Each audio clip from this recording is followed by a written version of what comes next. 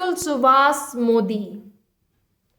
हर घर में ये कहानी सबको पता होगी। आखिर क्या हुआ, अतुल सुभाष मोदी ने क्या किया। हर एक मोबाइल पर उनकी वीडियो, हर एक न्यूज पर उनकी ही चर्चा चल रही है। जो कि 9 दिसंबर को उन्होंने 24 पन्नों का पेज लिखा और उसके बाद में 80 मिनट का अपना एक वीडियो उन्होंने बनाया और पूरी अपनी जो भी दास्तां थी वो बयां की। अपनी पत्नी के बारे में बोला, अपने सास के बारे में, अपने जो चाचा ससुर थे उनके बारे में, अपना उनका जो साला था उनके बारे में, जज के बारे में भी। सिस्टम से वो व्यक्ति हार गया और उसने अपने आप को ही खत्म कर लिया क्योंकि सिस्टम से और नहीं लड़ सकता था। पत्नी ने इतने सारे केस लगाए थे, 9 केस लगाए हुए थे जिसमें उसका कोई लेना देना नहीं था। 80 लाख कमाता था वो व्यक्ति। और उनके पिता का जो वीडियो देखा, सच में देखकर आंखों में आंसू आ जाते हैं। पिता ने अपना पूरा दर्द, क्योंकि बिहार के समस्तीपुर के रहने वाले थे, उनके पिता ने बताया कि मैंने अपने बच्चों को बहुत ही मुसीबत से पढ़ाया है। मेरी पत्नी ने 100 रुपए की साड़ी पहन के गुजारा किया है। और कितना भी कैसा भी मौसम हुआ करता था, बहुत जो सड़कें अच्छी नहीं थी, सर्दी कितना भी कुछ भी हो, मेरा बेटा डेली क्लासेस जाता था। कभी भी उसने पढ़ाई को लेकर कभी भी आलस नहीं किया कि आज मैं नहीं जाऊंगा। पिताजी मना भी करते थे कि बेटा आज मौसम सही नहीं, बहुत ठंडी है, मत जाओ। तो अतुल सुभाष बोला करते थे कि नहीं पापा, मेरी क्लास छूट जाएगी, मुझे जाना है। उन्होंने बताया मैंने बहुत ही मेहनत करके अपने बच्चों को पढ़ाया, लेकिन आज एक पत्नी के चक्कर में कैसे पति अपनी जान को दे देता है। इतना ज़्यादा उसको टॉर्चर किया गया था अतुल सुभाष को कि वो अब उसको लगा कि अब जीने से अच्छा तो मर जाना ही अच्छा है। यहाँ पर अतुल सुभाष ने 9 दिसंबर को इस घटना को अंजाम दिया। उसके बाद में उन्होंने जो नाम लिखे थे, इसके बाद में जैसे ही वीडियो वायरल होता है, उसके बाद में जो मीडिया कर्मी होते हैं तुरंत, जो निकिता सिंघानिया जो कि दिल्ली जौनपुर की रहने वाली, वहाँ पर पहुँचते हैं जो मीडिया कर्मी होते हैं कि ऐसे ऐसे करके। जब घर पे पहुँच जाते तो उनका जो निकिता का भाई होता है और उनकी जो माँ होती है, वो मीडिया कर्मी से ही अकड़ने लगते हैं, गुस्सा करने लगते हैं, न्यूज़ में नहीं चलना चाहिए, मुझे मत दिखाओ, और बहुत मतलब अच्छे से बात नहीं करते हैं। उसके बाद में जो मीडिया कर्मी होते हैं वो वहाँ से चले जाते हैं, लेकिन कवरेज तो वो कर ही रहे आखिर क्या चल रहा है, क्योंकि सब जगह ये न्यूज पूरे भारत में चल रही थी। उसके बाद में क्या होता है कि शाम होते होते वो तीनों लोग वहाँ से फरार हो जाते हैं। इलाहाबाद के लिए जो माँ और बेटा निकल जाते हैं, और यहाँ पर जो निकिता होती है वो गुड़गांव में आ जाती है, पीजी में रुक जाती है आके, क्योंकि पुलिस ढूंढ रही थी। यहाँ पर जो बेंगलोर पुलिस थी, यहाँ से वो यहाँ आ जाती हैं, और वहाँ आने के बाद में, जौनपुर आने के बाद में इनकी तलाश करते, लेकिन घर तो खाली था, कोई नहीं था। इसके बाद में नोटिस लगा दिया जाता है कि आप हाजिर हो, लेकिन नहीं पता चल रहा था। इसके बाद में जो लोकल पुलिस थी उन्होंने साथ दिया इलाहाबाद से। वहाँ पर ये लोग होटल में रुके हुए थे, और होटल में रुके थे तो पुलिस ने एक डॉक्टर और नर्स के बेस में वहाँ पर पहुँचते हैं और इन लोगों को वहाँ पर अरेस्ट कर लेते हैं, क्योंकि भागने की कोशिश कर रहे हैं। उन्होंने बोला कि आपका फेस पूरे भारत में हर एक व्यक्ति, हर एक मोबाइल में, न्यूज़ में, सब जगह चल रहा है, आप छिप नहीं सकते, आप कहीं भी नहीं बच के जा सकते, इसलिए हमारे साथ में आराम से चलो। उसके बाद में, क्योंकि सब जगह ये न्यूज़ वायरल हो गई थी, इसके बाद में पुलिस ट्रेन से ना लेके सीधे फ्लाइट से वो बेंगलोर लेके आते हैं। यहाँ पर निकिता भी को गिरफ्तार कर लिया जाता है, उसको भी बेंगलोर ले जाया जाता है। वहाँ पर जब उनसे पूछताछ की जाती है तो निकिता तो स्पष्ट मना कर, नहीं हमारा कोई इसमें वो नहीं है, हमने ऐसा कुछ नहीं उकसाया है। और माँ बोलती कि 3 साल से मेरी बेटी अलग रह रही थी, उसका कोई इसमें लेना देना नहीं है। इसके बाद में आता है, क्योंकि बच्चे को भी, क्योंकि उसमें बच्चे का भी दिया हुआ था, क्योंकि 4 साल का बच्चा कुछ था, और बच्चा कहीं नज़र नहीं आ रहा था, क्योंकि माँ के पास भी नहीं बच्चा। और बच्चा कहाँ है, तो पुलिस ने पूछा बच्चा कहाँ है, तो निकिता ने बताया कि वो हॉस्टल में है और किसी रिलेटिव के पास में है, अभी इस समय वो सेफ है। उसके बाद में पुलिस उस बच्चे से बात करने की कोशिश करती है, क्योंकि अतुल ने बताया था, बोला था कि लास्ट हमारी इच्छा ये है कि मेरे ना रहने के बाद में मेरे बच्चे को मेरे माता पिता को सौंप दिया जाए, ताकि वो एक अच्छी परवरिश कर सके उस बच्चे की, क्योंकि मेरी जो पत्नी है वो मेरे बच्चे की परवरिश नहीं सही से कर पाएगी। ये अतुल का कहना था। और अतुल ने कुछ गिफ्ट भी अपने बच्चे के लिए छोड़ के गए कि वो जब 18 साल का हो जाए तो उस दिन मेरे बच्चे को ये गिफ्ट मेरी तरफ से दिया जाए। और उन्होंने जज पर भी इल्ज़ाम लगाए थे कि जज ने, जैसे कि कोर्ट में जब चल रहा था ये जो मामला, क्योंकि निकिता ने 9 मुकदमे लगाए थे अतुल सुभाष, क्योंकि बेंगलोर में जॉब करते थे अतुल सुभाष, वहाँ से बेंगलोर से जौनपुर आना जाना होता तो बहुत ही मुश्किल हो गया था। एक बार अतुल ने बोला कि मैम ये सब मुकदमे जो हैं वो झूठे मुकदमे मुझ पे लगाए गए हैं। ऐसे ही आदमी बहुत परेशान होकर आत्महत्या भी कर लेता है जब इन सब चीज़ों में झूठा फंसा दिया जाता है।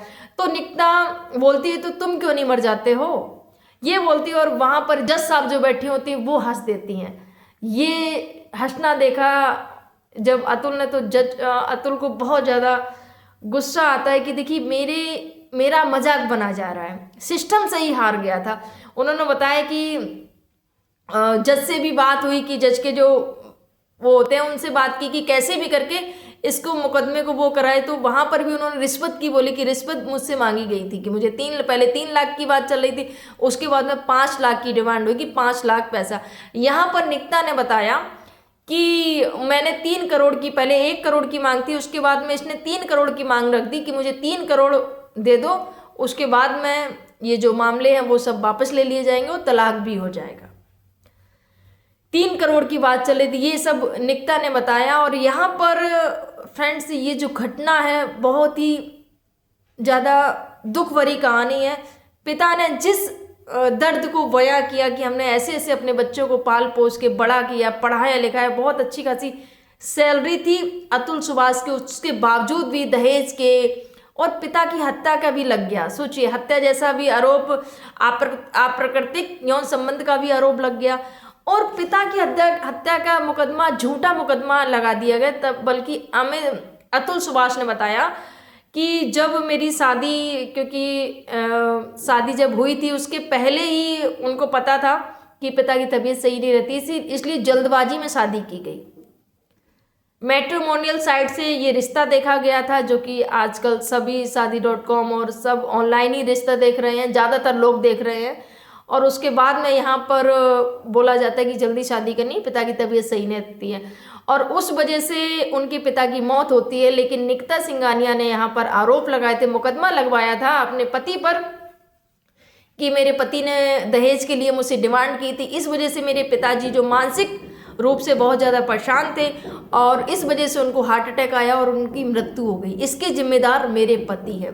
तो हत्या का भी मुकदमा, झूठा मुकदमा दर्ज करा दिया जाता है। बल्कि 2019 में इनकी शादी हुई थी और उसके बाद सब कुछ ठीक चल रहा था। पिता की मृत्यु 19 में ही, शादी के कुछ महीनों बाद ही हो गई थी, तब तक बहुत अच्छा चल रहा था। उसके बाद में निकिता एक बेटे को जन्म देती है। बच्चा होने के बाद में ये सब प्रॉब्लम्स आना शुरू हुई।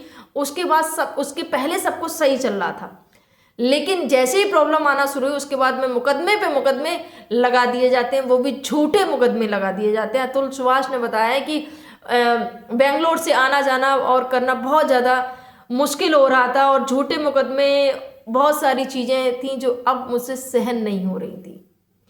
कमा तो मैं रहा हूँ और मैं अपनी फैमिली के लिए कुछ नहीं कर पा रहा हूँ जो मुझे करना चाहिए, और ये लोग मेरे पैसे पर अय्याशी कर रहे हैं, मौज कर रहे हैं ये लोग।